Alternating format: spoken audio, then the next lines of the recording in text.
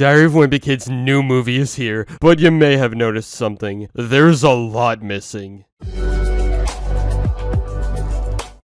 58 minutes is the length of Greg Heffley's new movie. That's not necessarily a problem itself, but it does mean that the story needs to be squeezed in a very short amount of time, at least compared to the original movies we got. If you're wondering what happens here, well, it's Diary of Wimpy Kid. We see Greg go to middle school, the cheese touch, Greg's family, but most importantly, Greg and Rowley's friendship is at the center of everything. Other than that though, the main reason to watch this at all is the animation style. CG gives the franchise a breath of fresh air, and it was just never an option until now. Still, the short runtime ultimately led to its biggest problem, which is that a lot of scenes from the source material were taken away. Let me explain. We never really get to see much of Rodrick or his band Loaded Diaper. In fact, Rodrick barely even appears in the movie, mainly existing as a warning for his younger brother. There was this brief haunted house thing in the book, didn't happen in the movie. There was no wrestling. The school play was briefly referenced, but didn't get any screen time. There's also that whole safety patrol part of the book, which once again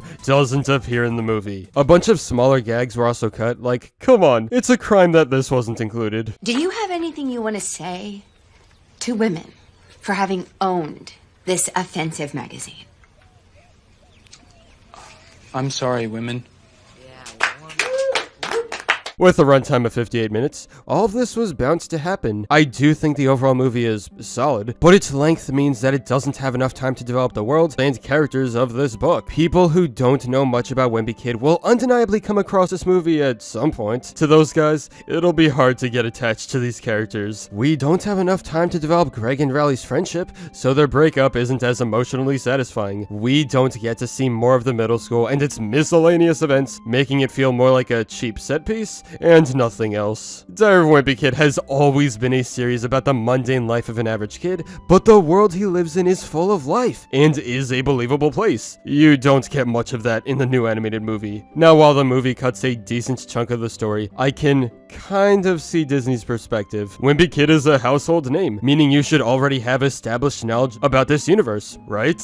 In that case, this new version is completely fine. But if we're talking about newcomers to the franchise who want to see a movie, go live action, 100%. It had a perfect cast to portray the characters, a world that accurately resembled the book, and especially a runtime that allowed them to have even more of the story. But overall, if you're looking for an hour to kill, this'll still do the job. The animation takes some getting used to, but it's not bad by any means. Just would have been nicer to see more happen, you know? Anyway, what do you think about Greg Heffley's new movie? Was it better or worse than what we already got? Let's talk in the comments. But anyway, that's all for this video. Subscribe for more awesome cartoon videos. Give a thumbs up and comment below, let me know what you think. Thanks for watching, and I'll see you guys next time.